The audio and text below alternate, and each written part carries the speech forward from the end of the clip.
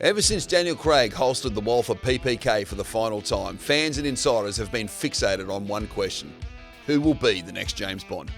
But while the world debates tuxedos and Aston Martins, there's a real spy game unfolding right here in Australia.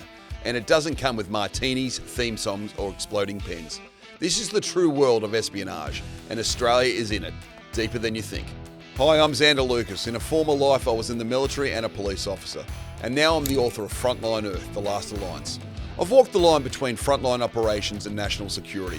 I'm not here to sell a fantasy, I'm here to break it all down, cut through the noise and deliver the truth behind the headlines. Before we dive deeper, do me a quick favour, hit that subscribe button, like the video and drop a comment below. And follow me on Instagram on the XL Brief. That's how we grow this mission. Ever since Daniel Craig holstered the Walther PPK for the final time in No Time to Die, fans, critics and insiders alike have ignited a global guessing game. Who will inherit the mantle of 007?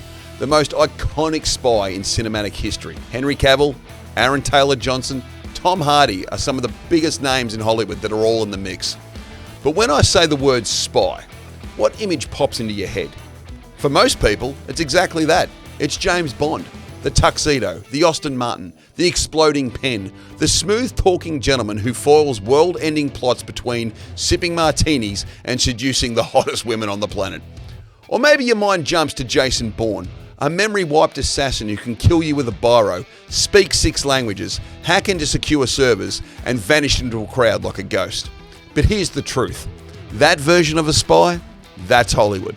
That's fiction. And that's not how it works in the real world. Certainly not in Australia. The reality of intelligence is far more complex, more collaborative, and far less glamorous. The Australian Intelligence Network consists of 10 different agencies, with one mission. Australia doesn't rely on one secret agent. It deploys an entire national intelligence community. At its centre is the Office of National Intelligence, coordinating 10 distinct agencies, each with a specific mission. Here's the shortlist. ASIO, Australia's domestic spy agency. Counter-terrorism, counter-espionage, counter-foreign interference. Then you've got ASIS, the overseas human intelligence. These are the case officers who recruit and run assets abroad. You've got the ASD, the tech and cyber arm. They break into enemy networks while defending our own. The DIO, military intel, strategic assessments on threats from foreign powers, plus AFP intelligence, border force, cybersecurity centre, defence intelligence enterprise, and more. Together they make up Australia's quiet, watchful eyes and ears at home and abroad. The lone spy is a myth. It takes a village. Let's kill that fantasy now. There is no one-person unit, no 007, no Jason Bourne. Any real-world operation takes a team of specialists working in sync. Surveillance teams, experts in foot and vehicle tailing. Technical surveillance operators installing covert mics, trackers and cameras. Case officers building and managing human sources. Cyber operatives, both offensive and defensive, hackers under the ASD. Intelligence analysts breaking down incepted data, satellite images and chatter. Psychologists and profilers mapping behaviour and our threat profiles. Linguists and regional specialists understanding culture, nuance and coded language. Legal and compliance officers making sure the mission stays inside the lines. Deep cover agents, those rare few living a lie for years at a time. Logistics and admin, ongoing, safe houses, communications and support. It takes 20 people to do what movies cram into one man. And they don't get songs and dramatic music as they chase around bad guys. Even the CIA, when things go sideways and the mission turns kinetic, doesn't rely on a desk-bound analyst. They turn to the Special Activities Centre, formerly known as the Special Activities Division. This is the CIA's covert paramilitary wing. When the job requires sabotage, high-risk surveillance, close protection, or deniable operation, Ground Branch gets the call. Who are they? Well, they're operators from America's Tier 1 units like DevGru, formerly known as SEAL Team 6, and CAG, formerly known as Delta Force. These men aren't paper pushers. They're the tip of the spear, executing black ops in hostile territory under non-official cover, often without direct military support, and sometimes without even being acknowledged by their own government. So yes, the best of the best do exist. But even if they don't act alone, behind every raid, every exfil, every surveillance op is a network of analysts, cyber teams, mission planners and handlers. It's never just one man. In his 2025 annual threat assessment in Canberra, ASIO Director General Mike Burgess laid it all out. He described the current threat environment in Australia as unprecedented. He said there are more foreign intelligence officers operating on Australian soil today than there was at the height of the Cold War. And it's not just passive spying.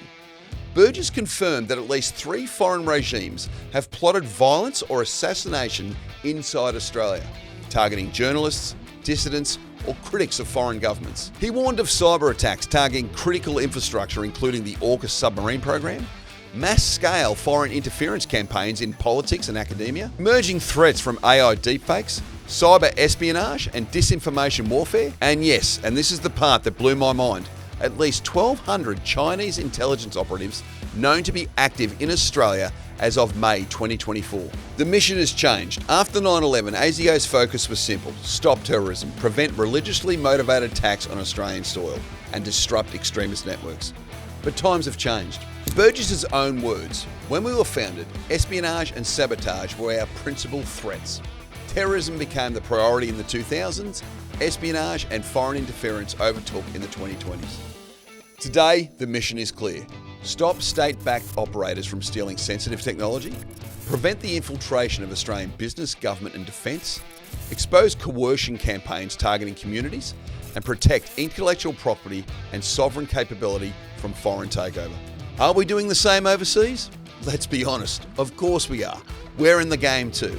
Our intelligence officers operating under both official and non-official cover are out there right now, gathering intelligence, recruiting assets, running surveillance, defending Australian interests in the same way hostile nations are doing it right here on Australian soil. And yes, we even have our own version of the CIA's Special Activity Division, a covert unit reportedly established at the direct request of the Americans. Why? Because Australia has diplomatic access to countries the US can't touch. We can move where they can't, talk to people they can't reach, and operate in the shadows they're not allowed to even enter. This is the new battleground. Silent, global, ongoing. And make no mistake, we're already in it. Foreign spies aren't fiction. They're in the boardrooms of our tech startups, they're whispering in the ears of our decision makers, they're hacking critical systems, coercing communities and trying to shift public opinion through subtle campaigns. Tech theft weakens our defences. Espionage leaks our intellectual capital, and disinformation corrodes public trust. For too long we've indulged in the fantasy of the tuxedo-clad lone agent, but the real threats, they're quieter. They come in code, in contracts, in coercion. They're networked, state-backed, and relentless. Australia's intelligence community works around the clock to protect this country.